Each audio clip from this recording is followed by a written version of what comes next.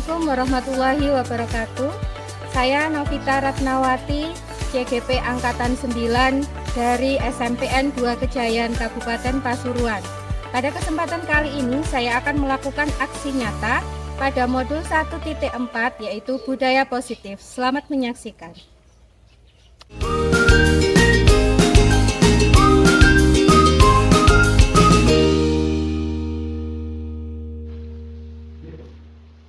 Bismillahirrahmanirrahim. Assalamualaikum warahmatullahi wabarakatuh. Yang kami hormati Ibu Kepala SMP Negeri 2 Kejayan, Ibu Dr. Anda Julitia. Yang kami hormati pemateri ilmu training diseminasi menyebarkan pemahaman budaya positif di SMP 2 Kejayan, Ibu Novita Ratnawati SSI. Yang kami hormati pula Ibu Bapak Guru SMP Negeri 2 Kejayan. Pertama-tama marilah kita memanjatkan puja dan puji syukur kehadirat Allah Subhanahu wa Ta'ala atas karunia rahmatnya sehingga kita diberikan kesehatan bisa berkumpul di ruangan yang kita cintai bersama. Salawat dan salam semoga senantiasa tercurahkan kepada junjungan kita Nabi Muhammad Sallallahu Alaihi Wasallam beserta keluarga, sahabat dan seluruh kaum muslimin dimanapun yang berada. Baik Ibu Bapak, hari ini kita melaksanakan IHT dalam rangka optimalisasi rapor pendidikan di SMP Negeri 2 Kejayan. Nah, saya selaku moderator hari ini akan menyampaikan susunan acara kita. Yang pertama nanti pembukaan, dilanjutkan sambutan Ibu Kepala Sekolah, kemudian acara inti, dilanjutkan tanya jawab, dan insya Allah kita tutup acara ini dengan dokumentasi bersama. Baik, langsung saja kita buka kegiatan IHT kita pada siang hari ini dengan membaca basmalah bersama-sama. Silakan. Kemudian acara yang kedua yaitu sambutan. Dalam hal ini akan disampaikan oleh Ibu Kepala SMP Negeri 2 Kejayan kepada Ibu Dr. Anda Endang Sulistia. Waktu dan tempat kami lakukan. Assalamualaikum warahmatullahi wabarakatuh. Terima kasih atas kehadiran Bapak Ibu semua di jam siang ini yang harusnya Bapak Ibu beristirahat, tapi kita gunakan untuk boleh dikatakan diseminasi dari program CGP yang diikuti oleh Bu Novi. Bapak Ibu sekalian yang saya hormati, sungguh kebahagiaan patut kita syukuri dari Allah Subhanahu wa Ta'ala hari ini dengan suasana yang terik kita masih bisa mengikuti kegiatan untuk memajukan sekolah ini, Bapak Ibu. Yang kedua, marilah kita curahkan aktivitas kita sesuai dengan studi teladan Nabi Muhammad SAW. Bapak Ibu sekalian, di program CGP khususnya modul 1 itu di 1.4 itu ada aksi nyata. Yang terakhir ada berbagi aksi nyata.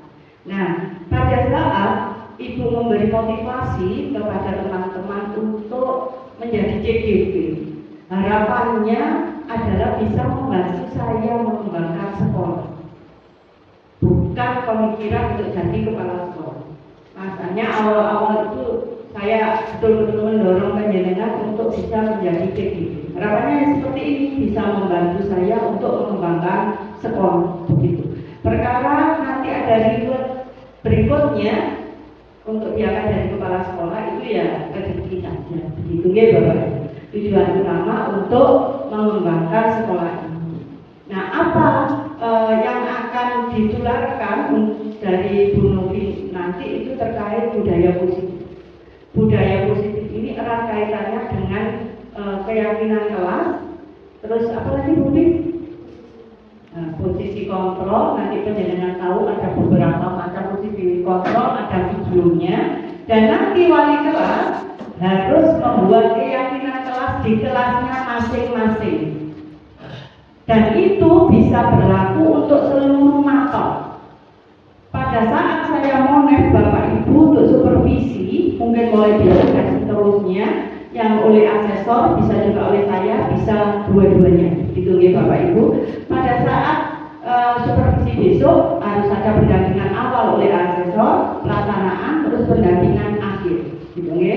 Nah, mohon yang mau supervisi itu segera menyampaikan ke asesornya masing-masing terkait strategi pembelajarannya. Begitu. Nah, nanti pada saat supervisi akan saya lihat keyakinan masing-masing kelas yang sudah dikerjakan oleh wali kelas. Nanti akan disampaikan bukti apa sih keyakinan kelas itu, bagaimana sih posisi kontrol dan budaya positif yang harus kita kembangkan di sekolah. Itu nanti semuanya akan dijelaskan oleh bukti. Nah, bentuknya nanti di kertas manila ya, keyakinan kelas yang ditulis agak besar-besar dan ditempel di kelas masing-masing. Bapak Ibu usahakan cari tempat yang strategis. Karena nanti kalau ada pelanggaran terkait keyakinan kelas yang dibuat, itu nanti bisa diselesaikan. Bagaimana menyelesaikannya nanti sama Bu juga akan dijelaskan bagaimana mempraktekkan segitiga restitusi, tuh Bapak Ibu. Jadi kita cara-caranya tidak sama dengan cara-cara kita yang mungkin kemarin-kemarin yang tidak mengenal modul 1 ini, utamanya 1.4 yaitu budaya positif, tapi selesaikan nanti seperti halnya modul 1.4 ada segitiga restitusi. Dengan itulah sebaiknya kita namanya membuat siswa itu terpengaruh secara intrinsik dan meyakini sendiri bahwa tindakannya itu sama dan harus diperbaiki sesuai dengan kebaikan universal yang kita inginkan pada budaya sekolah kita. Jadi budaya sekolah kita apa? Dengan semua sudah tahu dan sudah kita jalankan, mulai dari pagi sudah ada coba, juga ada di musola kegiatan duha, sholat zuhur bersama. Ada di situ kalau ekstra ya ada hafiz, juga ada budaya literasi, ada budaya-budaya yang lain, termasuk adiwiyata yang dilaksanakan pada hari Jumat. Nah, kebaikan universal yang sudah ada pada sekolah kita lewat pembiasaan tadi, itulah yang nanti akan dijiwai oleh anak-anak dan menjadi karakter-karakter yang sesuai dengan profil pelajar Pancasila yang sudah kita tanamkan dalam kegiatan proyek P5, bahkan dalam pembelajaran Bapak Ibu semua mata. Nanti setelah tahu ikuti cara yang ada Bapak Ibu, sedikit demi sedikit supaya kita tidak lagi tidak sesuai dengan aturan. Mungkin anak ini sedikit beda, tidak sama mungkin nanti dengan yang disampaikan Bu Bila, anak ini digawe ngono misalnya begitu tapi kita harus berusaha Bapak Ibu supaya apa? Ya setidaknya kita mengikuti materi yang ada dan kita praktekkan bahwa itu nanti akan menjadi suatu kebaikan. Mudah-mudahan materi yang diberikan Bu Bila tadi betul-betul mengingatkan kita tindak tanduk kita sebagai guru, betul Bapak Ibu. Tidak apa namanya kalau arogan terus ngikuti nanti Pak ya muridnya diarani loh podo sekitarnya loh gurunya Pak ya podo bisa gitu nih. Jadi budaya-budaya yang mungkin tidak baik di sekitar kita bisa kita hindari dengan diseminasi modul 1.4 yang akan disampaikan oleh Bu. Mohon nanti tagihannya dilaksanakan dan akan saya lihat pada saat saya supervisi di Bapak, terutamanya wali kelas. Dan untuk guru-guru tentunya fungsi kontrolnya nanti jalankan sesuai yang ada. Tidak harus yang ini benar, yang itu salah Bapak Ibu, tapi melihat kondisi yang ada. Gitu nanti akan banyak macam-macam yang diterangkan bukti itu ada 6 macam sebenarnya materinya mungkin akan diubah sedikit-sedikit. Tolong dipahami karena ini maksudnya saya meminta untuk yang menjadi CGT kayak Bu ini tapi bisa menularkan kepada teman-temannya. Gak gawe apa diri tok. Apa mana gawe kepingin jadi kepala sekolah tok. Tidak. Saya kepingin ya betul-betul menggerakkan karena prinsipnya CGT itu bergerak, menggerakkan. Lek iso menggerakkan ya percuma. Gitu ilmunya gak berfaedah. Begitu Bapak Ibu, mudah-mudahan nanti semua berjalan dengan baik karena saya harus mengikuti Zoom. Jadi nanti saya tinggalkan setelah ini Bapak Ibu, Zoom saya jam 1 mungkin dengan cepresnya saya ini sudah jam 1:05 atau jam 1 satu pas Bapak Ibu saya harus jauh ambil di perjalanan. Sebelumnya tolong meskipun saya nggak ada, Bapak Ibu diikuti dengan baik. Bagaimanapun kalau kita bisa menggerakkan orang lain itu dengan cara pada saat orang lain menggerakkan kita itu kita ikuti. Pasti nanti ada hukum karmanya. Kalau Budi menggerakkan jangan ikut. Pada saat jangan menjalankan program yang lain dan ingin menggerakkan temannya, juga pasti temannya akan ikut. Tapi kalau pada saat temannya ingin menggerakkan hal yang baik di sekolah, penjenengan males-malesan, terus main penjenengan punya program ya konsoli seorang malesan. Jadi nanti sekolah ini tidak akan mendapatkan sesuatu yang baik. Pada akhirnya kalau caranya seperti itu, karena yang hukum karma itu sampai sekarang masih berlaku ya Bapak Ibu begitu. Jadi tolong didukung programnya temannya, hingga program jenengan juga akan didukung oleh teman-temannya dan sekolah ini menjadi lebih maju dan lebih maju. Begitu dari saya. Assalamualaikum warahmatullahi wabarakatuh.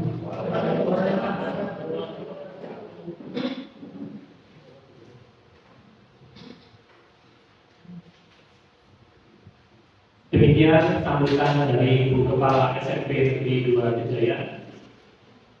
Sesuai dengan acara, maka kita masuk ke acara inti, yaitu pemaparan destinasi dari Ibu Novita Ranawati selaku pemateri.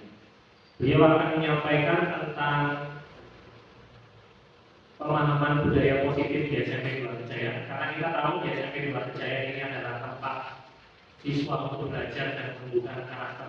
Mungkin pemikiran itu ada di antara kita semua, tetapi yang namanya pemikiran itu memang betul sebuah pemahaman. Nah, hari ini pemahaman tentang budaya positif akan disampaikan oleh Bu Novi dengan harapan Bu Novi bisa mengeluarkan pemahaman tentang budaya positif sekolah sehingga kita bisa menerapkannya di kelas masing-masing. Untuk menyingkat waktu langsung saja kami serahkan kepada Bu Novi. Waktu dan tempat kami aturkan. Terima kasih Pak Iqbal atas waktu yang diberikan kepada saya. Assalamualaikum warahmatullahi wabarakatuh. Waalaikumsalam warahmatullahi wabarakatuh. Sebelumnya yang saya hormati Ibu Kepala Sekolah SMPN 2 Kejaya, Ibu DRA Endang Sulistia, kepada teman-teman saya, Bapak Ibu Guru SMPN 2 Kejaya, saya ucapkan banyak-banyak terima kasih karena pada siang hari ini Bapak Ibu Guru berkenan menghadiri undangan yang saya sampaikan melalui komunitas belajar kita, yaitu komunitas praktisi Spanja. Adapun kegiatan yang akan saya lakukan hari ini adalah kegiatan diseminasi penyebaran pemahaman tentang budaya positif di SMPN 2 Kejaya. Bapak Ibu yang saya hormati, sebagaimana yang Bapak Ibu ketahui, saya pada saat ini sedang mengikuti kegiatan program pendidikan guru penggerak. Di modul 1.4 ini, seperti yang disampaikan Bunda tadi, saya memiliki kewajiban untuk menyebarkan pemahaman tentang budaya positif kepada Bapak Ibu semua. Nah, budaya positif di sini nanti ada beberapa materi yang harus saya sampaikan.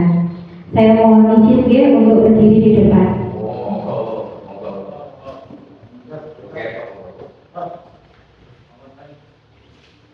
Terima kasih teman-teman. Jadi hari ini kita akan melakukan diseminasi menyebarkan pemahaman budaya positif. Sebelumnya, saya ingin beberapa dari teman-teman berpendapat budaya positif itu sebenarnya apa sih? Mohon bantuannya. Siapa yang bertanya? Ibu dia. Menurut saya, budaya positif itu adalah kebiasaan belajar, baik dalam belajar di sekolah ataupun di luar formal ya, di rumah ataupun di mana saja, baik dalam tutur kata, attitude ya. Nah, saya rasa itu. Terima kasih. Terima kasih. Menurut Ibu dia adalah segala sesuatu kebiasaan baik kita, baik berbicara dan bertingkah laku. Ada lagi yang ingin berpendapat Bapak Ibu? Bapak dan Niko mungkin? Monggo.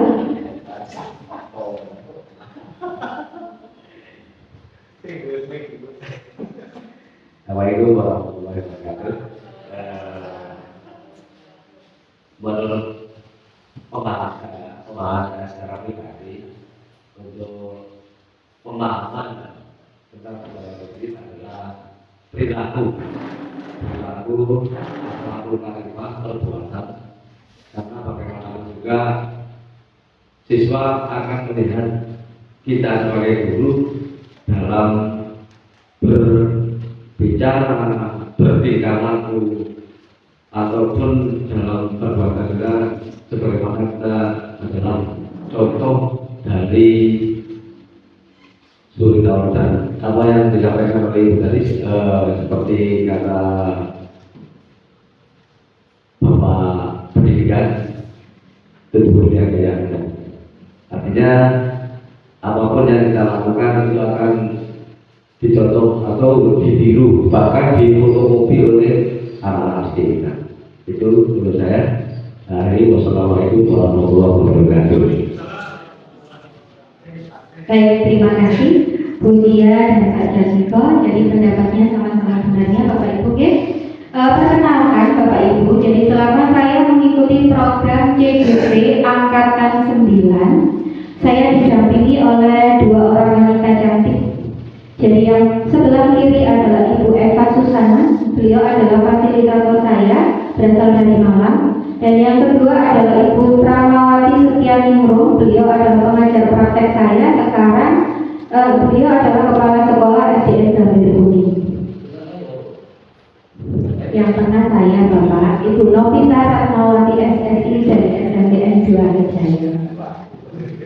Nah, materi yang ingin saya imbaskan kepada Bapak Ibu sekalian yang saya pelajari selama 2 minggu terakhir ini ada 6. Yang pertama adalah disiplin positif dan nilai-nilai kebajikan universal. Yang kedua teori motivasi, hukuman dan penghargaan, restitusi. Yang ketiga keyakinan kelas. Yang keempat kebutuhan dasar manusia dan dunia berkualitas. Yang kelima restitusi, 5 posisi kontrol. Yang keenam restitusi, segitiga restitusi. Baik, mari kita mulai dengan materi yang pertama, yaitu disiplin positif dan nilai-nilai kebajikan universal. Saya mulai dari materi yang pertama, Bapak Ibu. Di sini saat ini kita harus berhadapan dengan perubahan paradigma, di mana perubahan paradigma itu yang selama ini kita lakukan itu disebut dengan stimulus respon, nantinya akan berubah menjadi teori kontrol. Jadi selama ini ternyata kita mengalami sebuah miskonsepsi. Apa miskonsepsi kita terkait dengan beberapa ilusi yang saya tuliskan di depan? Yang pertama, ilusi guru mengontrol murid. Jadi menurut kita selama ini kita bisa mengontrol perilaku murid kita. Yang kedua, ilusi bahwa kritik dan membuat orang merasa bersalah dapat menguatkan karakter. Yang ketiga, ilusi bahwa semua penguatan positif, efektif dan bermanfaat. Yang keempat, ilusi bahwa orang dewasa memiliki hak untuk memaksa. Itu yang kita alami selama ini dalam proses pembelajaran. Nah, sebenarnya siapa sih yang memegang kontrol tersebut?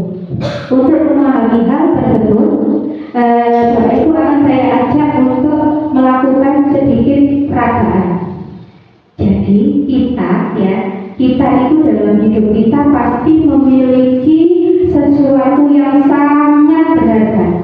Bisa orang, bisa benda, bisa sesuatu yang lain, mungkin kekuasaan, jabatan dan lain-lain.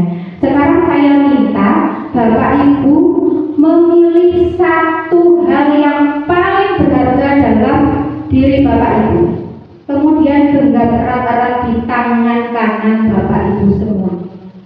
Saya beri waktu 1 menit. Coba dipikirkan hal apa yang paling berharga yang bisa dengan genggam dan pertahankan saat ini. Sabar? Sudah ada? Sudah. Baik, saya akan memilih salah satu dari Bapak Ibu guru. Bu Taira, bersedia ke depan bersama saya? Ya, monggo.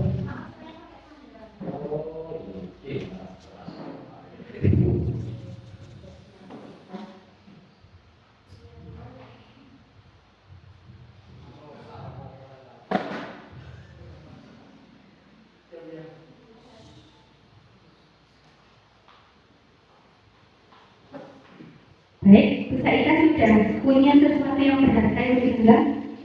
Punya. Baik, dirahasiakan dulu ya dari nomornya.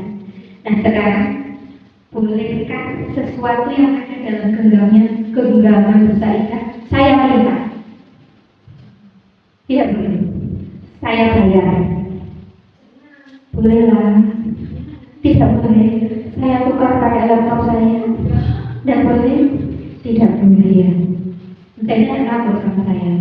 Saya minta ini tidak boleh. Saya wakil saya belum saya. Saya takut saya sudah tidak. Ustaz Ida tetap mempertahankan genggaman kami.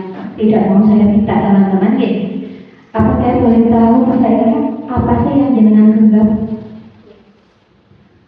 Yang saya genggam adalah keluarga. Karena bagi saya keluarga adalah segala.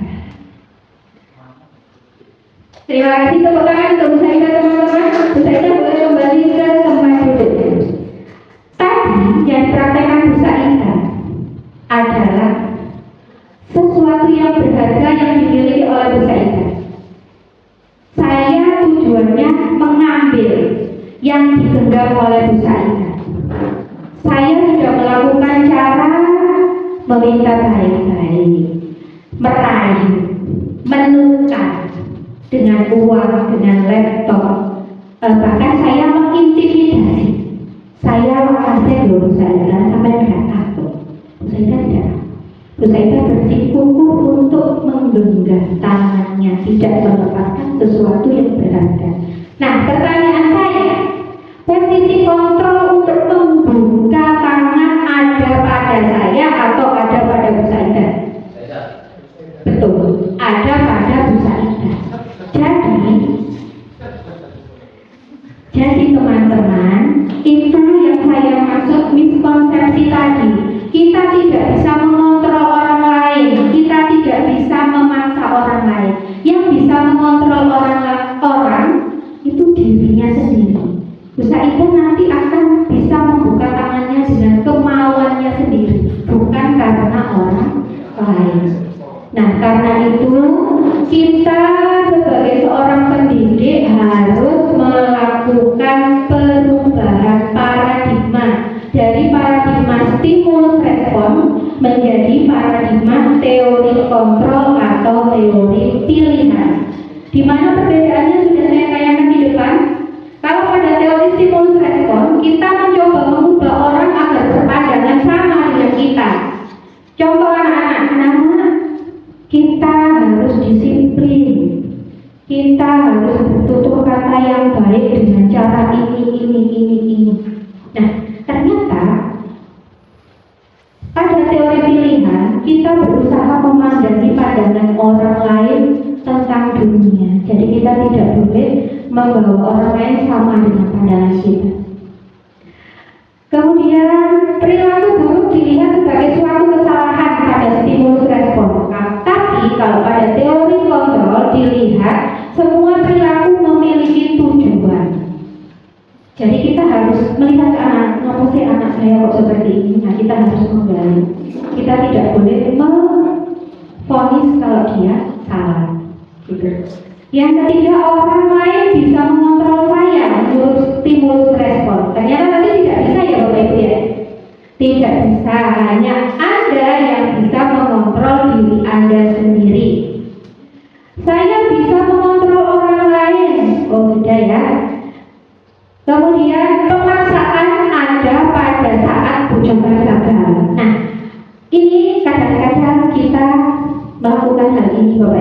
ketika anak-anak tidak mau nurut sama kita, pasti kita memaksa. Nah, ini perlahan-lahan kita kurangi Bapak Ibu, karena dalam teori kontrol di sini kolaborasi dan konsensus menciptakan pilihan-pilihan baru. Jadi kita mencari solusi dengan berkolaborasi. Oke. Yang terakhir, kalau ada stimulus respon itu model berpikir menang atau kalah. Kalau ada teori kontrol, model berpikirnya itu menang dan tenang. Jadi tidak ada pihak yang dikalahkan. Seperti itu. Nah, untuk menciptakan lingkungan yang positif, maka kita memerlukan namanya disiplin positif. Nah, Bapak Ibu Guru, ini juga banyak sekali pemahaman yang selama ini itu sebenarnya kurang tepat. Sebenarnya disiplin itu sebagai bentuk kontrol diri. Ya, belajar untuk kontrol diri agar dapat mencapai suatu tujuan mulia. Misalnya, saya harus berangkat jam 6 pagi biar tidak sampai di sekolah terlambat, biar saya bisa mengejar tepat waktu. Jadi saya mengontrol diri saya sendiri biar saya tidak terlambat. Itu sebenarnya disiplin. Tetapi selama ini dalam budaya kita, makna kata disiplin telah berubah menjadi sesuatu yang dilakukan seseorang pada orang lain untuk mendapatkan kepatuhan. Kecenderungan umum adalah menghubungkan kata disiplin dengan ketidaknyamanan, bukan dengan apa yang kita hargai atau pencapaian suatu tujuan mulia. Jadi disiplin itu sebenarnya kontrol diri untuk mencapai tujuan yang mulia. Begitu Bapak Ibu. Nah, selanjutnya akan berhubungan dengan nilai-nilai kebajikan universal. Di sini yang dimaksud nilai-nilai kebajikan universal adalah sifat-sifat positif manusia yang merupakan tujuan mulia yang ingin dicapai setiap individu. Nilai-nilai tersebut bersifat universal dan lintas bahasa, lintas suku, bangsa, agama maupun latar belakang. Nah, peserta didik kita di sini harus mencapai nilai-nilai universal yang tertuang dalam profil pelajar Pancasila. Masih ingat Bapak Ibu ada berapa dimensi? 6, betul. Yang pertama adalah beriman, bertakwa kepada Tuhan Yang Maha Esa dan berakhlak mulia. Yang kedua, berkebinekaan global, kemudian bergotong royong, kemudian kreatif, bernalar kritis, dan yang terakhir adalah mandiri. Nah, itu adalah nilai kebajikan yang harus ditanamkan pada anak didik kita. Pripun Bapak Ibu? Ngantuk ya? Boleh berdiri sebentar. Monggo sebentar saja, biar tidak.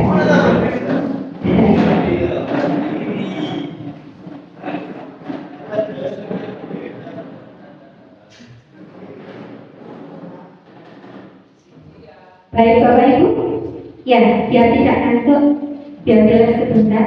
Cluenya adalah tirukan apa yang saya katakan. Paham Bapak Ibu? Tirukan apa yang saya katakan. Bundar kotak-kotak. Kotak bundar kotak-kotak. Bundar-bundar kotak-kotak-kotak. Berapakah jumlah kotak?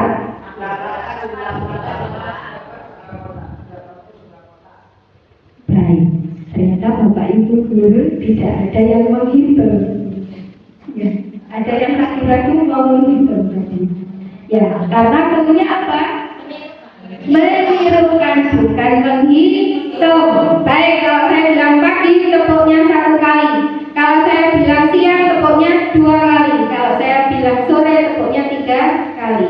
Kalau saya bilang malam, tepuknya tidak berbunyi. Paham Bapak Ibu? Pagi, pagi, siang, sore, pagi, pagi, siang, sore, malam. Nah, baik, terima kasih Bapak Ibu.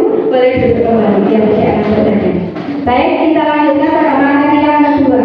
Teori motivasi, hukuman, dan penghargaan dan restitusi. Bapak Ibu, ini kemarin saya mengikuti materi ini, saya banyak introspeksi diri. Karena selama ini saya ternyata jadi guru yang kurang baik. Monggo Pak Iqbal seterusnya. Nah, motivasi perilaku manusia itu ada 3 Bapak Ibu. Yang pertama adalah untuk menghindari ketidaknyamanan atau hukuman. Kita melakukan sesuatu itu karena takut dihukum. Itu motivasi pertama. Yang kedua, untuk mendapatkan imbalan atau penghargaan dari orang lain. Yang ketiga, untuk menjadi orang yang mereka inginkan dan menghargai diri sendiri dengan nilai-nilai yang mereka percaya. Jadi itu 3 motivasi perilaku manusia. Nah, harapan kita mendorong anak-anak melakukan perilaku itu yang berdasarkan pada motivasi yang saya beri warna ungu, yaitu motivasi untuk menjadi orang yang mereka inginkan dan menghargai diri sendiri dengan nilai-nilai yang mereka percaya. Ini disebut dengan motivasi intrinsik yang berasal dari dalam diri siswa itu sendiri. Sedangkan 2 motivasi yang sebelumnya merupakan motivasi eksternal, di mana kalau itu kita lakukan, ini tidak akan bertahan lama. Jadi misalnya anak-anak datang tepat waktu itu karena takut dihukum di gerbang. Misalnya pertama. Yang kedua, mereka melakukan sesuatu karena dijanjikan imbalan oleh wali kelasnya. Pikat yang bersih, nanti kalau menang juara kelasnya, kebersihannya ibu beri hadiah. Ketika hadiah itu tidak ada, mereka akan kembali ke posisi semula atau mereka akan kecewa karena sudah repot-repot bersih-bersih, hadiahnya tidak ada. Yang akan kita bangun adalah yang ketiga tadi, Bapak Ibu guru, motivasi internal. Ya, lanjut Pak Iqbal. Nah, sekarang kita belajar tentang hukuman, konsekuensi, dan restitusi yang sering kita alami dalam keseharian kita sebagai seorang guru. Bedanya sudah ada di depan Bapak Ibu. Hukuman bersifat satu arah, biasanya dari kita saja, dari pihak guru yang memberikan, dan murid hanya menerima suatu hukuman tanpa melalui suatu kesepakatan atau pengarahan dari pihak guru baik sebelum atau sesudahnya. Hukuman yang diberikan bisa berupa fisik maupun psikis. Murid atau anak disakiti oleh suatu perbuatan atau kata-kata. Kamu ini, misalnya, kamu tidak boleh begini. Nah, lari dari lapangan 3 kali putaran. Nah, itu contoh hukuman. Kalau konsekuensi, Bapak Ibu, di sini sudah terencana atau sudah disepakati sebelumnya, sudah dibahas dan disetujui oleh murid dan guru. Jadi sebelumnya sudah ada kesepakatan. Ketika anak-anak itu melanggar, mereka sudah tahu saya harus ini. Itu konsekuensi. Umumnya bentuk-bentuk konsekuensi dibuat oleh pihak guru atau sekolah dan murid sudah mengetahui sebelumnya konsekuensi yang akan diterima bila ada pelanggaran. Pada konsekuensi murid tetap dibuat tidak nyaman tetapi dalam waktu pendek. Nah, yang kita harapkan itu kondisi idealnya adalah restitusi, Bapak Ibu. Mungkin jenengan semua sering mendengar kata restitusi. Restitusi itu proses menciptakan kondisi bagi murid untuk memperbaiki kesalahan mereka sehingga mereka bisa kembali pada kelompok mereka dengan karakter yang lebih kuat. Nah, sekarang Bapak Ibu guru saya ajak menjawab. Ada beberapa pertanyaan. Bapak Ibu guru tolong dikategorikan mana hukuman, mana konsekuensi. Mau Pak Ika? Nah, yang pertama, mencatat 100 kali di dalam buku kalimat saya tidak akan terlambat lagi karena terlambat ke sekolah. Hukuman apa konsekuensi? Hukuman. Yang kedua, lari mengelilingi lapangan basket 2 kali karena terlambat hadir di sekolah. Hukuman. Murid diminta untuk push up 15 kali karena tidak menggunakan masker ke sekolah. Baik, kita simpan dulu jawabannya. Yang keempat, menggantikan kertas tugas teman yang telah dicoret-coret. Konsekuensi, membersihkan tumpahan air di meja tulis karena tersenggol pada saat belajar. Murid disuruh untuk tidak mengenakan sepatu gaya di sekolah karena tidak mengenakan sepatu hitam. Konsekuensi apa hukuman Bapak Ibu? Ada yang hukuman, ada yang konsekuensi. Apa Bapak Ibu? Terus lari mengelilingi lapangan basket 2 kali karena terlambat 10 menit untuk pelajaran BCOK. Apa? Hukuman atau konsekuensi?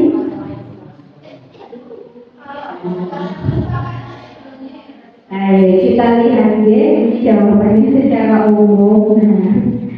Jadi yang BCOK tadi merupakan konsekuensi. Mungkin sudah disepakati sebelumnya sama gurunya dan muridnya bahwa kalau terlambat nanti konsekuensinya adalah lari mengelilingi lapangan.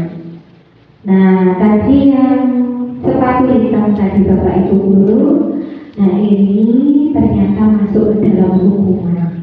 Mungkin ini nanti bisa kita gunakan untuk memperbaiki apa yang sudah kita lakukan dalam sekolah kita. Baik, lanjut Pak Ivan. Nah, Bapak Ibu guru, tujuannya menerapkan tadi, harapannya kita akan menciptakan atau mencetak siswa yang baik, menciptakan budaya disiplin sekolah yang baik. Nah, untuk hukuman di sini lebih bersifat negatif. Identitas yang kita berikan identitas gagal namanya. Jadi di situ sesuatu yang menyakitkan harus terjadi. Mungkin pada hatinya anak akan timbul rasa marah.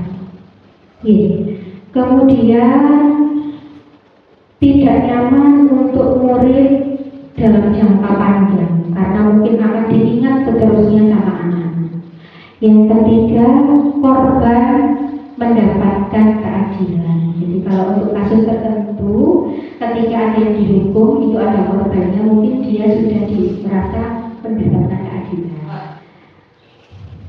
Perilaku pasif agresif meningkat. Berikutnya, sistem tidak akan berjalan bila murid tidak takut. Nah, ini sepertinya yang kita alami ya Bapak Ibu, anak-anak sudah tidak takut ya sudah. Kemudian berlaku hanya pada sebuah institusi, tidak berlanjut pada kehidupan nyata. Di sini saja misalnya. Kemudian peraturannya adalah kamu harus begini. Kemudian murid anak akan membenci peraturan itu. Tetapi kalau konsekuensi dan restitusi ini memberikan identitas sukses. Untuk konsekuensi sendiri sifatnya netral Bapak Ibu. Jadi karena sudah disepakati sebelumnya. Sedangkan untuk restitusi ini bersifat positif dan ini kondisi ideal yang diharapkan. Begitu, tidak saya bacakan satu persatu ya. Lanjut Pak Ibrahim. Nah Bapak Ibu, di aksi nyata saya ini, saya diminta membuat rancangan untuk aksi nyata. Rancangan yang saya buat, yang pertama saya melakukan diseminasi ini kepada Bapak Ibu guru semua, khususnya tentang keyakinan kelas. Makanya nanti produk akhirnya adalah poster keyakinan kelas. Nanti bagi Bapak Ibu wali kelas yang di awal semester belum menyusun keyakinan kelas atau keyakinan kelas yang disusun mungkin perlu perbaikan, mohon nanti diperbaiki. Kemudian ditempel di kelas. Untuk tampilan tempelan di kelas macam-macam terserah Bapak Ibu guru dan anak-anak. Disepakati saja kalau di kertas manila monggo atau di print dalam bentuk banner monggo, bebas, gitu Bapak Ibu. Nah, mengapa tidak peraturan saja? Kenapa kok harus keyakinan kelas? Kalau peraturan kita sudah punya nih Bapak Ibu ya. Dalam tata tertib sekolah kita sudah punya peraturan. Kenapa kok sekarang harus keyakinan? Adakah yang bisa membantu saya menjawab? Apa balik?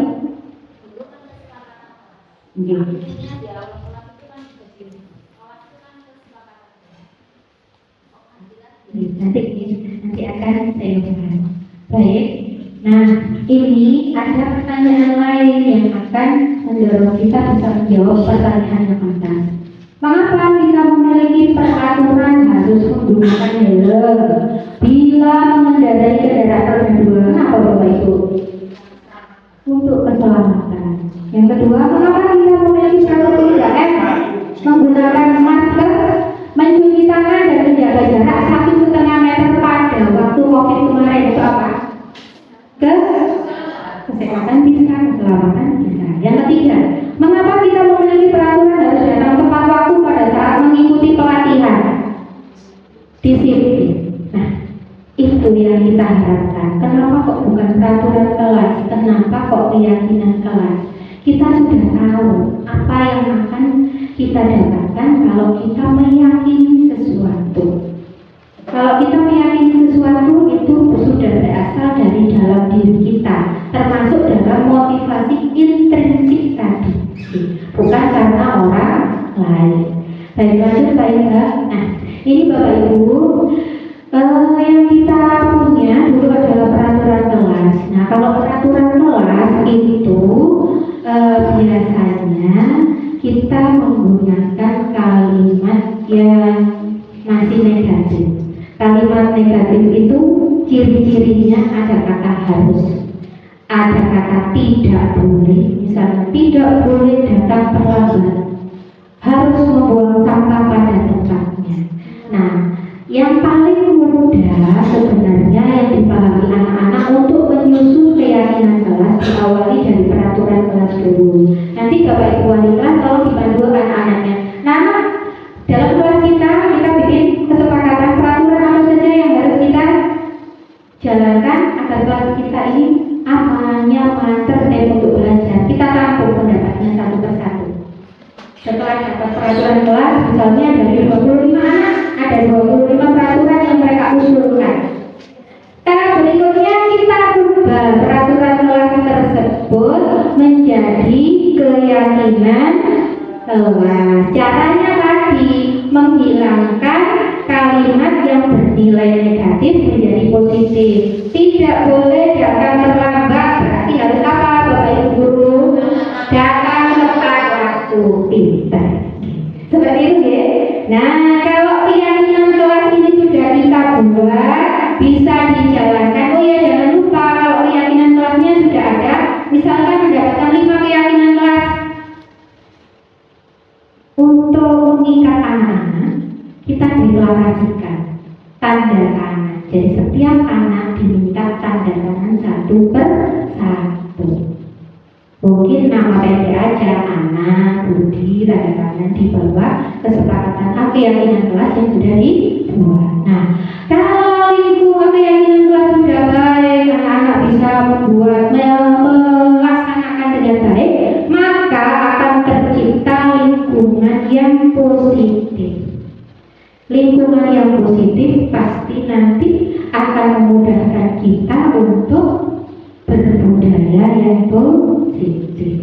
Begitu harapannya Bapak Ibu. Jadi harapannya kita menggali dari hatinya anak-anak dulu. Lanjut Pak Ibu. Baik, di depan kalau diperhatikan ada dua kesepakatan kelas. Sebelah kiri yang dominan hijau, sebelah kanan yang dominan putih. Saya tanya, dari dua kesepakatan kelas itu manakah yang keyakinan kelas?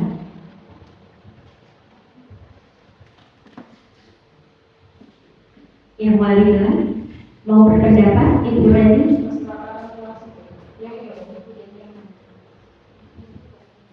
Di ini yang ada hurufnya warna ungu itu kan ada kata-kata kami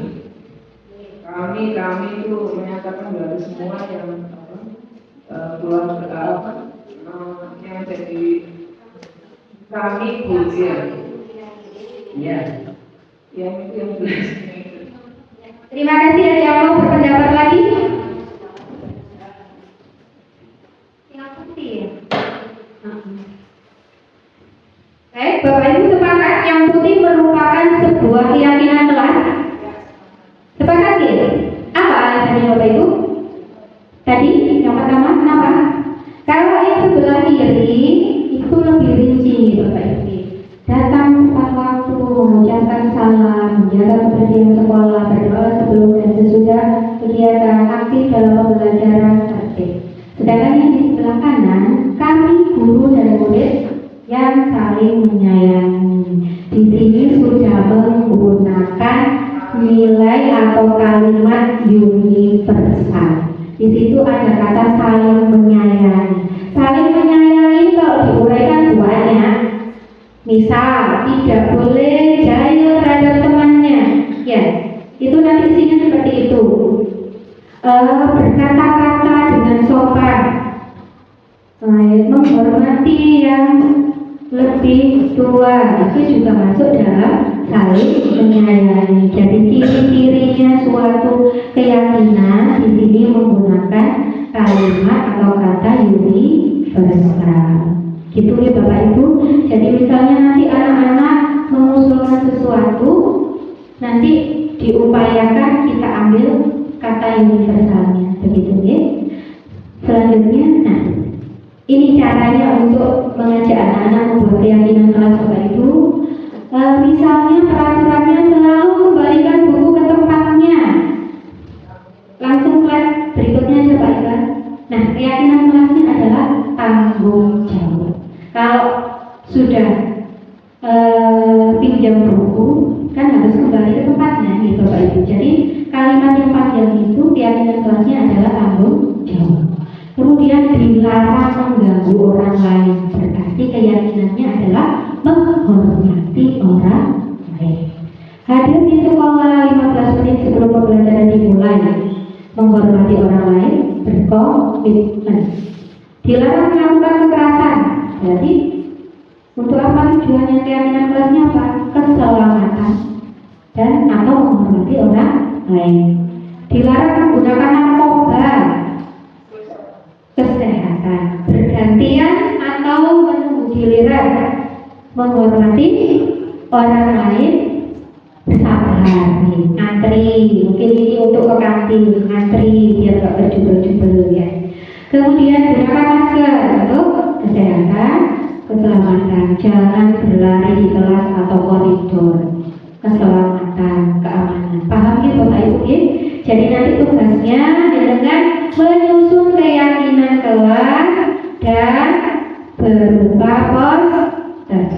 Nanti akan disupervisi oleh Ibu Kepala Sekolah dan juga akan saya lampirkan di artikel saya di Bapak Ibu ini. Bapak Ibu itu masuk ke materi keempat, Bapak Ibu ngantuk nih. Baik, kebutuhan dasar manusia dan dunia berkualitas. Sebenarnya ada 5 kebutuhan dasar manusia. Yang pertama, kasih sayang dan rasa diterima. Yang kedua, penguasaan. Yang ketiga, kebebasan. Gambar yang kupu-kupu biar bisa terbangkit. Kemudian kesenangan, yang terakhir bertahan hidup. Lanjut Pak. Nah, kita ulang satu-satu ya Bapak Ibu. Untuk kebutuhan bertahan hidup, ini sifatnya fisiologis untuk bertahan hidup. Contoh, kesehatan, rumah, makanan. Contoh Bapak Ibu, mungkin kita menemui murid kita sering merebut makanannya temannya. Nah, ini kita harus mencari tahu kenapa sih anak ini kok sukanya merebut makanannya temannya. Mungkin kebutuhan bertahan hidupnya yang dia sangat besar, mungkin tak bisa memenuhi, sehingga dia lapar. Untuk bisa makan, misalnya merebut miliknya temannya. Begitu Bapak Ibu guru ya.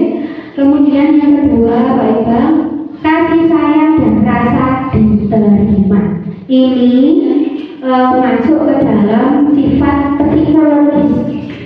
Kebutuhan ini meliputi keinginan untuk tetap terhubung dengan orang lain seperti teman, keluarga, pasangan hidup, teman kerja, binatang peliharaan, dan kelompok di mana kita tergabung. Nah, anak-anak yang sering cari perhatian untuk dari kita, itu kemungkinan mereka memiliki kebutuhan kasih sayang dan rasa ingin diterima Bapak Ibu. Mungkin di rumahnya, latar belakangnya, orang tuanya terpenuh, sehingga ini dapat kasih sayang dari kita dengan melakukan sesuatu yang akan membuat kita memperhatikan dia. Nah, sehingga kita harus sangat peka. Yang kedua, penguasaan. Kebutuhan ini berhubungan dengan kekuatan untuk mencapai sesuatu, menjadi kompeten, menjadi terampil, diakui atas prestasi dan keterampilan kita, didengarkan dan memiliki rasa harga diri. Biasanya dimiliki oleh anak-anak yang pintar Bapak Ibu. Anak-anak yang pintar ini terkadang mereka bisa duluan, mereka selesai duluan, karena itu dia ingin menunjukkan saya selesai. Nah, sebaiknya kita memberikan apresiasi yang tepat untuk anak-anak yang seperti ini. Misalnya kita bantukan untuk tutor sebaya kepada teman-temannya. Gitu ya Bapak Ibu. Yang selanjutnya, kebebasan. Di sini kebutuhan akan kemandirian, otonomi, memiliki pilihan dan mampu mengendalikan arah hidup seseorang. Ini berat kaitannya dengan pembelajaran berdiferensiasi Bapak Ibu, karena anak-anak ternyata kalau misalnya kita ajar pakai metode ceramah, mereka bosan. Saya nggak senang guru ini ngajar kayak gini. Saya pengennya keluar kelas misalnya. Nah, ini merupakan kebutuhan kebebasan. Makanya di kurikulum merdeka kita diharapkan mampu menerapkan pembelajaran yang berdiferensiasi. Yang terakhir adalah kesenangan, kebutuhan untuk merasa senang. Ini meliputi kebutuhan mencari kesenangan, bermain, tertawa. Jadi untuk anak-anak yang ada di kelas biasanya mesti ada deh yang suka bermain, suka ganggu temannya biar tertawa. Nah, contoh kita punya murid spesial di kelas 7 jadi dulu ini suka sekali bermain.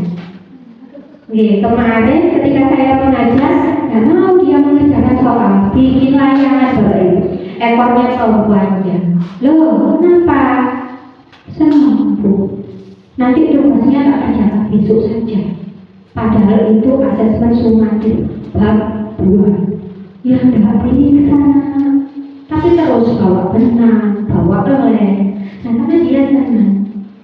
Ini contoh nih, karena memang kebutuhan yang paling besar pada diri anak ini sepertinya kebutuhan kesenangan. Jadi mungkin cara mengajar kita harus disesuaikan dengan bermain-main. Begitu belajar sambil bermain. Untuk motivasi apa tadi? Ini ada pertanyaan Bapak Ibu sampai di sini? Tidak nih? Lanjut nih. Nah, 5 posisi kontrol. Saat ini saya akan mengajak Bapak Ibu untuk menyimak sebuah video. Mungkin nanti ini bisa kita gunakan untuk introspeksi diri. Nah, 5 posisi kontrol seorang guru itu ada, yakni 1 sebagai penghukum, 2 sebagai teman, 3 manajer, 4 pemantau, 5 pembuat rasa bersalah. Mari kita simak baik-baik. Ada sekitar 10 menit nanti ada tanya jawab bersama Bapak Ibu ya. Mohon disimak baik-baik.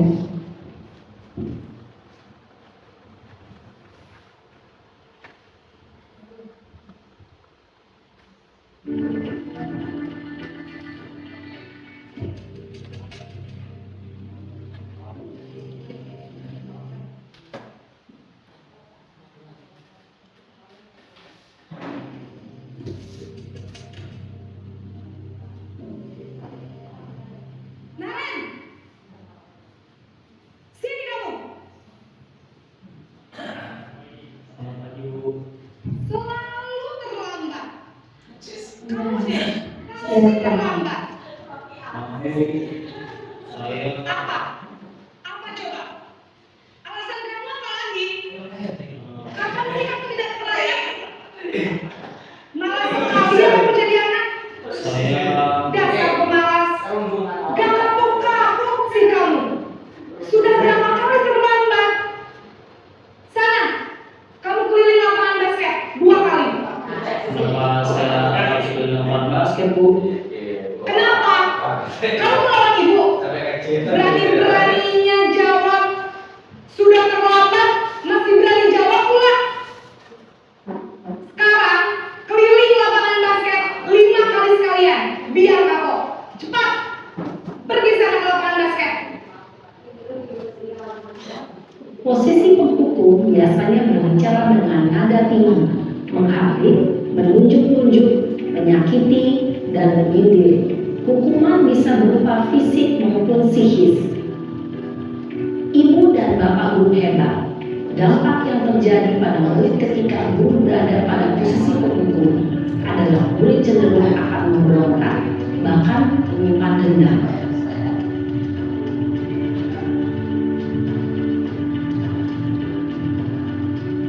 Ini membuat merasa bersalah Ibu Ibu.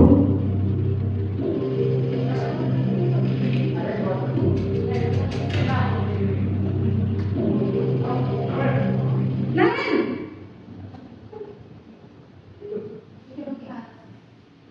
Selamat pagi, Bu. Namen. Kamu kenapa terlambat lagi, nak? Ya Tuhan, Naren. Kamu senang ya bikin ibu susah ya? Kalau kamu terlambat lagi, nanti ibu yang ditegur bapak kepala sekolah, nak. Disangka ibu tidak bisa membina kamu. Aduh, gimana ini? Maaf, Bu. Duh, Gusti Naren. Kamu suka ya kalau ibu tegur bapak kepala sekolah? Terus, sekarang ibu harus tulis apa ini di buku absen? Ini kamu sudah sangat terlambat loh. Ibu harus apa coba? Maaf, Bu. Maaf sekali. Ya sudah, lain kali jangan bikin ibu susah lagi ya nak ya. Ibu tidak akan tepat lagi kalau kamu begini terus. Bisa jatuhan kalau ibu tegur bapak kepala sekolah. Sekarang cepat kelas. Maaf ya, Bu. Maaf sekali. Posisi pembuat rasa bersalah berbicara dengan nada tenang, cenderung lembut, namun kata-kata yang diutarakan membuat murid merasa menjadi orang yang gagal, memandang buruk dirinya sendiri, merasa tidak berharga, dan tidak sanggup membahagiakan orang lain. Ketika guru mengambil posisi pembuat rasa bersalah, murid akan menganggap dirinya yang bersalah dan ia akan menyimpan emosi negatif tersebut di dalam dirinya.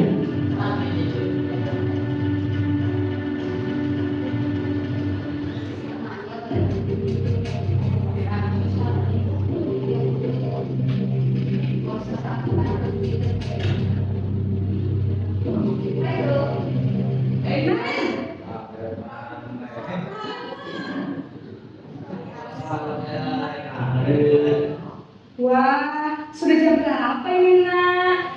Lama lagi ya sayang. Iya Bu, habis ibu saya lupa membangunkan saya Bu. Kamu larinya akan ibu kamu. Kamu bukannya akan yang larinya paling kencang. Kok terlambat sih? Iya Bu, saya memang bangun tadi. Jadi biarpun saya lari kencang, tetap gak kekejar Bu. Ya sudah sana, nanti lain kali larinya lebih kenceng lagi ya, biar gak terlambat lagi. Bikin seneng ibu, demi ibu. Bisa kan? Bisa lah, Bu. Ya sudah sana masuk kelas, ibu beresin urusan absen kamu. Kamu ini ada-ada saja. Dalam si teman, guru berbicara dengan nada suara ramah, akrab, cenderung bersendar gurau untuk menjaga suasana tetap santai. Murid akan merasa senang, aman, dan akrab dengan guru. Identitas yang tercipta adalah identitas sukses atau berhasil. Namun, perlu diingat, karena ini masih dorongan eksternal, maka ada faktor ketergantungan dari murid kepada orang tertentu.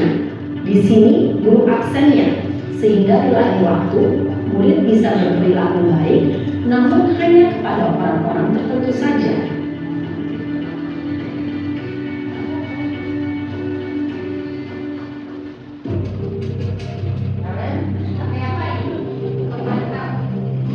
Pemantau ini teman-teman.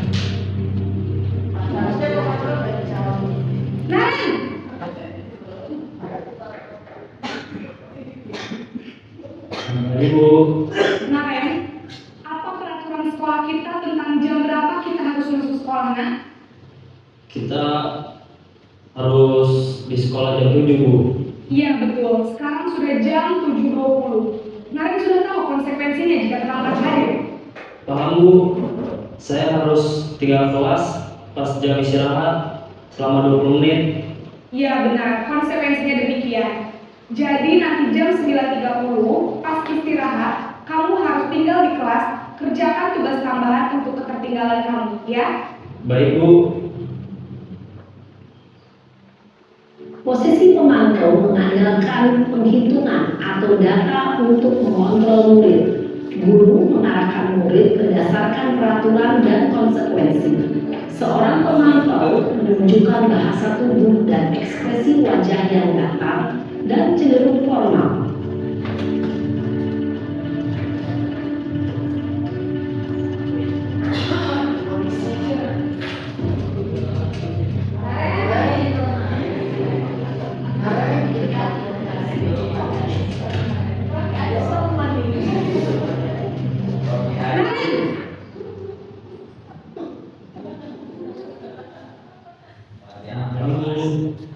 Selamat pagi Naren. Maaf, Bu. Saya terlambat. Iya, sekolah masuknya jam 7, sekarang sudah jam 7.20. Jadi sekarang bagaimana ini Naren? Maaf, Bu. Saya lupa setel alarm saya semalam. Baiklah, menurut kamu, keyakinan sekolah yang mana yang perlu kamu tingkatkan? Menghargai diri sendiri dan orang lain mungkin ya, Bu. Setuju. Jadi, apakah Naren meyakini prinsip saling menghormati tersebut? Iya, Bu. Saya meyakininya. Apakah Naren bersedia memperbaiki masalah keterlambatan ini? Bersedia, Bu. Bagaimana kamu akan perbaiki masalah keterlambatan ini? Saya akan coba untuk tidak lupa menyetel alarm saya, Bu. Baik, kalau Naren mau menyetel alarm di rumah, ada orang yang kira-kira bisa bantu mengingatkan tidak? Ada, Bu. Kata saya, Kak Emma. Ada lagi selain Kak Emma? Selain Kak Emma, ada ibu saya. Baik, jadi yang mengingatkan Naren adalah Kak Emma dan ibu kamu ya? Kira-kira akan mulai setel alarm kapan nih Naren? Setelah pulang sekolah, akan segera saya lakukan. Baik, jadi Naren akan setel alarm untuk bangun besok pagi dan akan diingatkan oleh kakak dan ibu dan Naren ya. Ada lagi yang mungkin perlu dilakukan Naren agar tidak terlambat bangun lagi. Tidak ada, Bu. Baik Naren, terima kasih untuk kerjasama kamu. Sekarang kamu perlu kembali ke kelas untuk belajar. Baik, Bu. Terima kasih. Posisi manajer adalah posisi kontrol yang disarankan untuk membimbing murid memiliki sikap disiplin yang positif, yaitu murid yang mandiri, bertanggung jawab, dan dapat memecahkan masalah. Tujuan dari posisi ini adalah agar murid dapat berefleksi atas tindakannya. Guru akan terus memberikan pertanyaan-pertanyaan bermakna sehingga murid dapat belajar dari kesalahannya dan mencari sebuah solusi untuk menyelesaikannya. Ibu dan Bapak guru hebat, setelah mengamati adegan kelima posisi kontrol tadi, kira-kira posisi mana yang paling ideal? Posisi mana yang dapat menunjang motivasi dan prinsip murid? Ya, tentu posisi manajer. Posisi ini memang posisi ideal dan ingin dituju setiap pendidik. Pada posisi inilah, guru dapat menerapkan disiplin positif dan berpihak pada murid yang memerdekakan umat. Perjalanan seorang pendidik tentunya tidak mudah untuk sampai pada posisi seorang manajer. Namun, tujuan kita pasti, yaitu menciptakan murid-murid yang mandiri, merdeka, dan bertanggung jawab. Semoga penggambaran 5 posisi kontrol yang telah diperlihatkan ini dapat menjadi ajang refleksi bagi kita semua, agar dapat terus mengasah dan menerapkan disiplin positif yang memerdekakan murid. Mari terus berlatih dan bersemangat. Selamat menerapkan. Salam dan bahagia Ibu dan Bapak guru hebat. Baik Bapak Ibu, bagaimana perasaannya setelah melihat 5 posisi kontrol sebagai seorang guru? Yang manakah kita? Tidak tertarik Pak Fuad. Kenapa Pak Fuad? Saya ingin bertanya kepada guru BK. Karena kabelnya nggak nyampe ke situ, bisa ke depan itu? Gitu. Nggak apa-apa.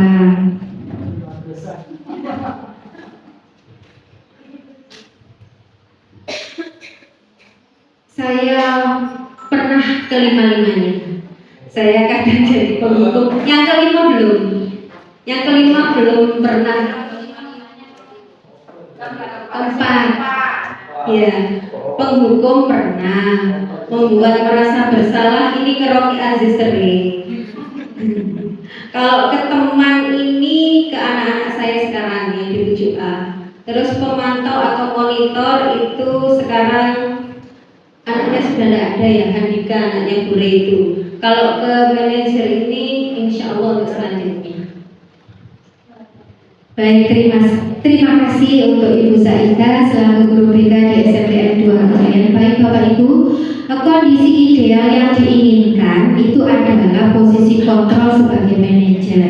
Tetapi untuk kasus-kasus yang ada di sekolah tidak selalu diselesaikan langsung dengan posisi manajer, tergantung kejadiannya.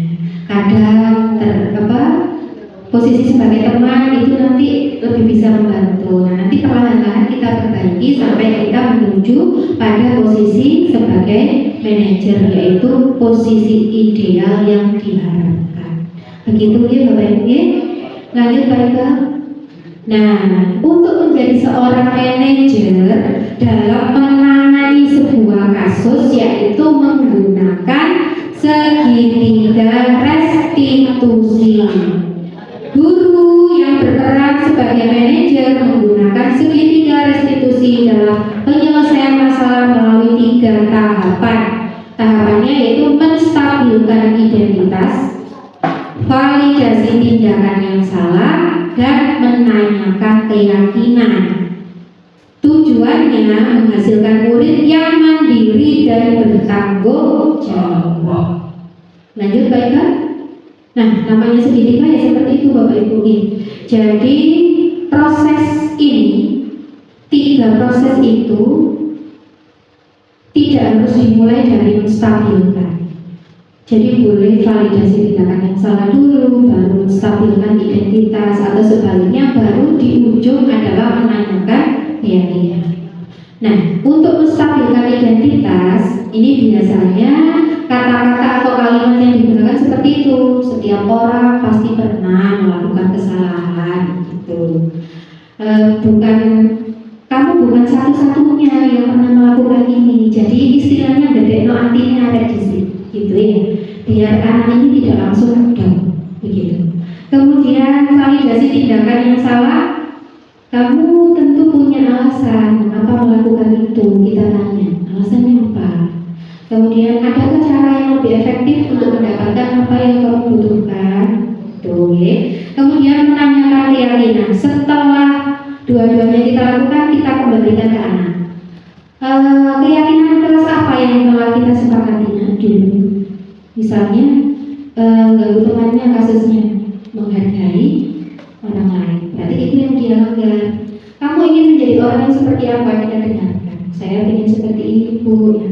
Lalu apa yang akan kamu lakukan? Begitu. Itu adalah proses segitiga restitusi yang diharapkan bisa kita terapkan dalam menciptakan budaya disiplin di sekolah. Nah, bagaimana prakteknya? Ada satu video pendek, monggo kita simak bersama-sama sebagai contoh.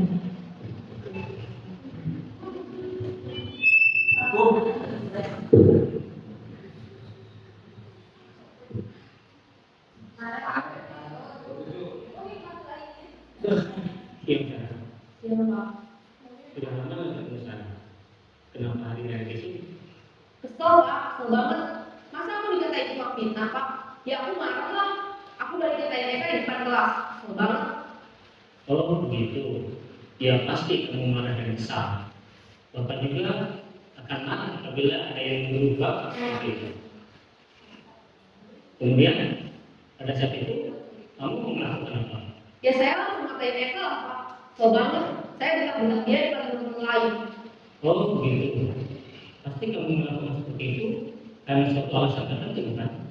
Iya pak, saya diam saja pak. Ya saya bela diri lah. Masa saya jadi tukang fitnah? Ya wajar lah. Mempertahankan harga diri itu sesuatu yang penting buat kamu. Untung kamu tidak bertindak lebih gegabah lagi, hanya membentak-bentak. Iya pak. Untung saya masih bersabar dan hanya membentak saja. Sudah gemes padahal. Saya pasti bela diri lah. Ya pasti ya. Tapi kamu memilih untuk tetap bertahan dan bersabar. Kamu memilih untuk tidak berbuat lebih parah lagi, bukan? Iya. Nah, sekarang coba kita lihat lagi tindakan kamu yang bentak-bentak Eka di kelas. Tindakan kamu itu kira-kira sesuai dengan keyakinan kelas atau prinsip kamu tidak? Enggak pak. Capek pak, jadi marah. Jadi keyakinan atau prinsip mana yang turut sesuai dengan keinginan kamu? Ya, saya sebenarnya sangat menghargai orang lain. Mungkin saat itu saya menjadi emosi, jadi tidak menunjukkan sikap itu. Kamu meyakini tidak? Menghargai orang lain itu penting buat kamu. Yakinlah pak. Iya, setuju. Kita harus saling menghargai. Namun ada juga keyakinan yang kita sepakati yang perlu kita jalankan apabila kita sedang marah, kan? Ya, saya bisa lebih proaktif, mulai dengan diri sendiri. Saya bisa jadi lebih sabar, mengambil waktu juga untuk berpikir mau apa selanjutnya. Kira-kira kamu bersedia memperbaiki masalah ini tidak? Bersedia pak. Kalau kamu memperbaiki masalah ini, kamu akan menjadi orang seperti apa? Saya akan menjadi orang yang bertanggung jawab kali ya pak. Dan senantiasa proaktif. Iya, menurut kamu bagaimana rasanya menjadi orang seperti itu? Ya nyaman lah, bangga bisa bersahabat dengan aku. Baiklah kalau begitu. Yuk kita pikirkan bagaimana memperbaiki masalah ini.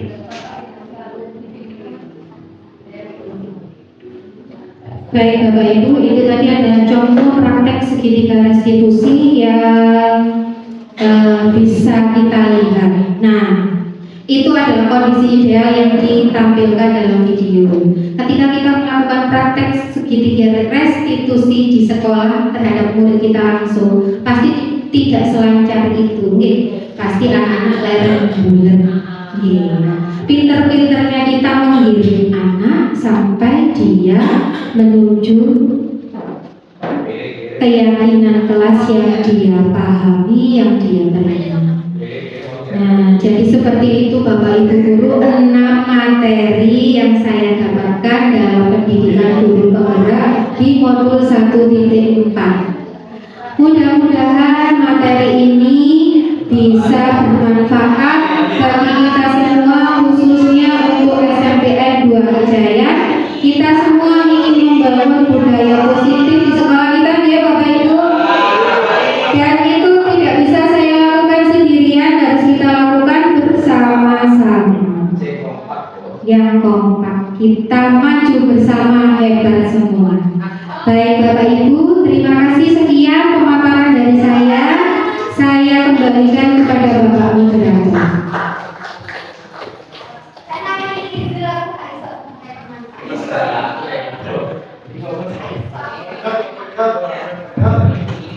Baik, terima kasih Bu Novi selaku pemateri IHT kita pada siang hari ini. Melihat prosesnya tadi kita sudah akan jawab sebenarnya ya teman-teman. Apakah diizinkan kalau seandainya kita langsung ke penutupan saja? Kalau memang begitu, kita akhiri kegiatan kita dengan membaca dalam bersama-sama. Baik, rekan-rekan, demikian kegiatan IHT kita hari ini dengan mengangkat tema diseminasi menyebarkan pemahaman budaya positif di SMP Negeri 2 Kejaya. Saya selaku moderator mengucapkan terima kasih yang sebesar-besarnya dan mohon maaf jika ada salah baik disengaja maupun tidak. Sampai jumpa di kegiatan IHT yang akan datang. Assalamualaikum warahmatullahi wabarakatuh.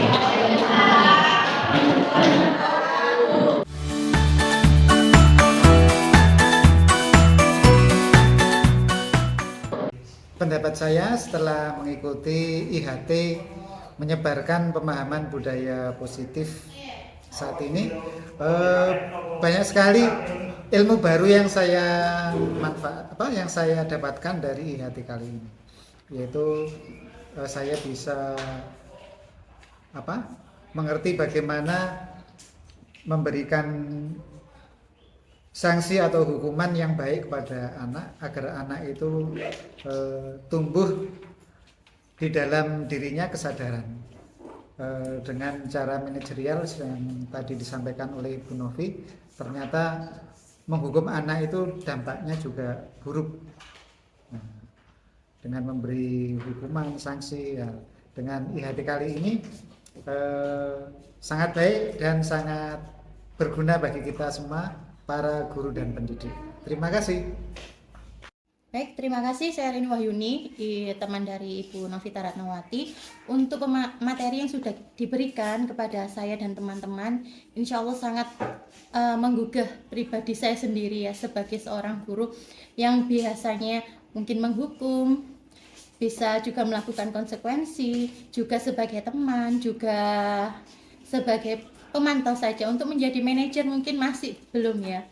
Itu menjadi tamparan bagi diri saya sendiri, apalagi diri pribadi saya sendiri, untuk lebih mengenal anak didik saya sendiri, bagaimana memperlakukan mereka sehingga mereka merasa senang, merasa sudah memberikan kontrol dirinya sendiri, bisa melakukan tanpa disuruh ataupun tanpa dipaksa. Jadi menurut saya materi yang diberikan Bu Novi sangat-sangat membantu saya untuk bisa memperbaiki diri lagi, menjadi lebih baik dan menjadi guru yang lebih baik. Terima kasih.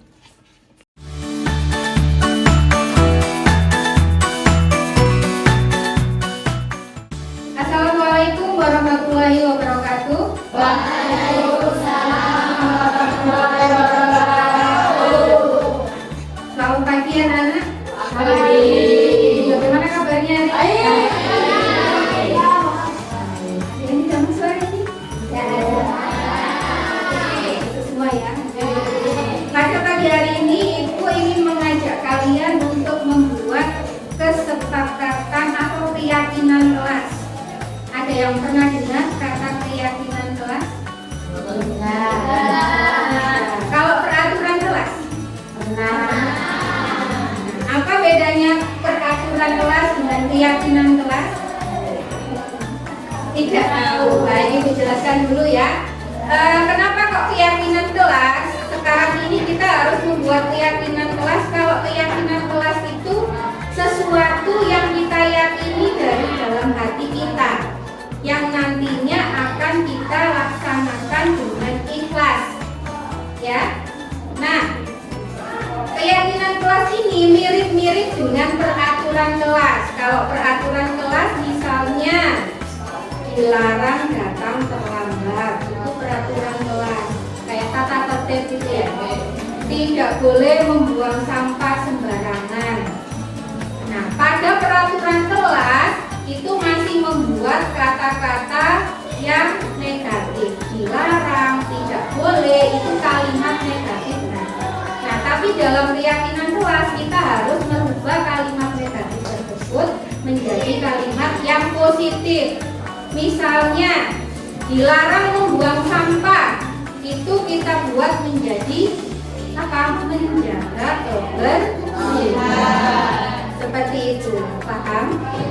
Nah, misalnya lagi dilarang datang terlambat, berarti kalimat positifnya apa? Datang tepat waktu, pintar. Ya.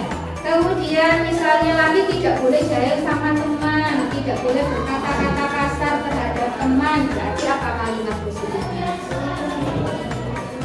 Saling menghargai. Nah, hari ini Bu Novi ingin mengajak kalian membuat keyakinan kelas dengan kesepakatan bersama. Ya, kalian inginnya kelas ini nanti memiliki keyakinan yang seperti apa?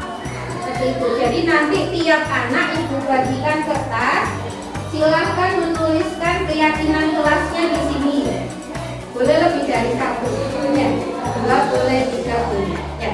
Nanti setelah ditulis di sini yang sudah selesai langsung ditempelkan di kertas yang ibu sediakan di depan. Langsung ditempelkan di situ satu persatu, tidak boleh berebut. Mengerti kan? Tidak boleh berebut.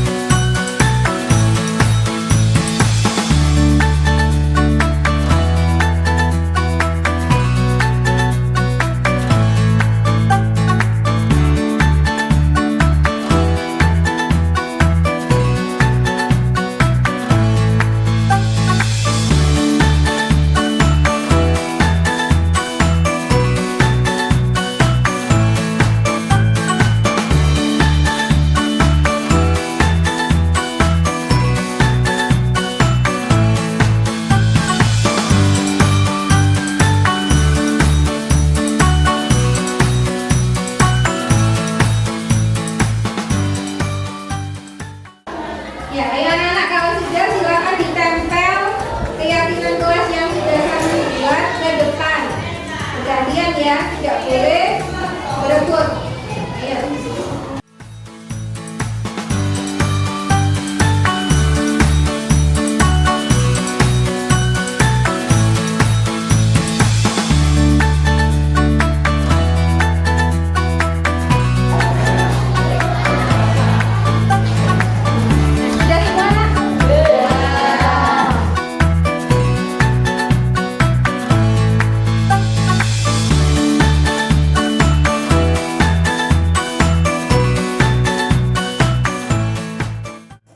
Baik anak-anak, semua sudah menuliskan keyakinan kelas yang diinginkan. Sekarang ibu lihat dulu, karena ada yang sama ya.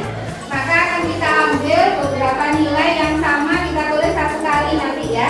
Ya. Lihat dulu ya. Menjaga kebersihan, saling menghormati, kemudian tertib, datang sekolah tepat waktu.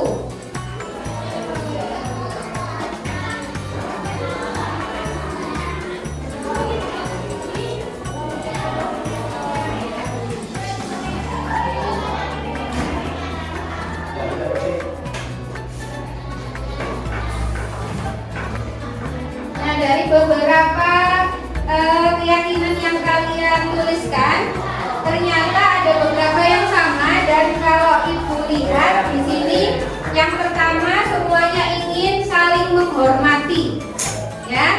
Kemudian yang kedua ingin menjaga kebersihan. Sepakat? Ketiga ingin tertib. Ya, tertib ini berarti ya tertib dalam masuk kelas, ya, dalam mengerjakan tugas. Kemudian yang keempat,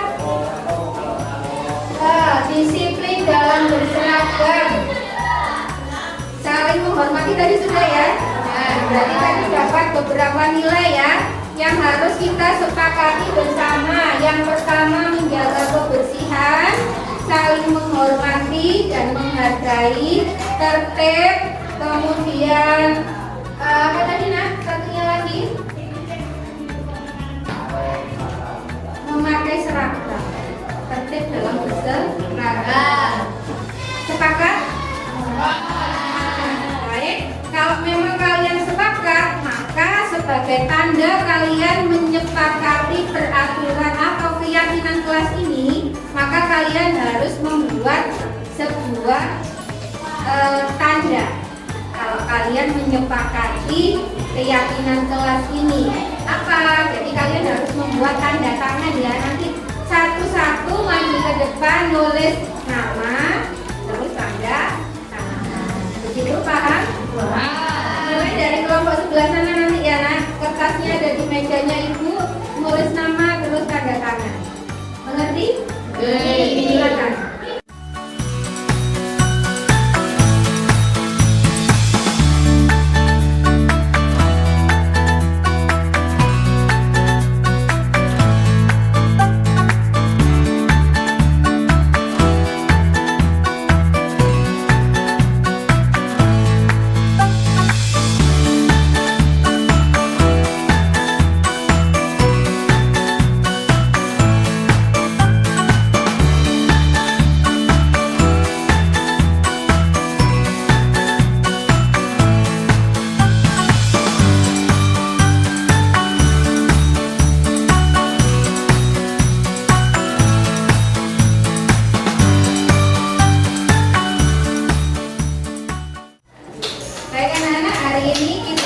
Membuat keyakinan kelas dan sudah kalian sepakati dengan tanda tangan ini.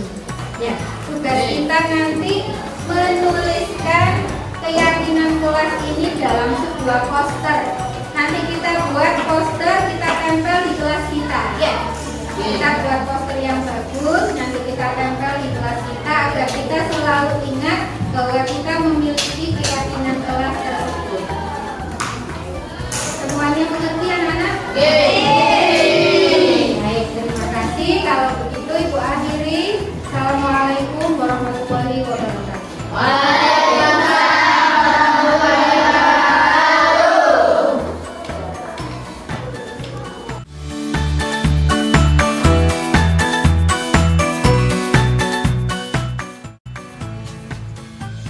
Assalamualaikum warahmatullahi wabarakatuh. Perkenalkan, saya Kristalfani Pudrahatmaji dari kelas 7C. Saya senang membuat keyakinan kelas. Menurut saya, keyakinan kelas itu penting karena dapat membuat kita menjadi lebih bertanggung jawab. Assalamualaikum warahmatullahi wabarakatuh. Saya Auliatus Safira dari kelas 7C. Saya senang membuat keyakinan kelas. Menurut saya, keyakinan kelas itu sangat penting karena dapat membuat kita lebih disiplin.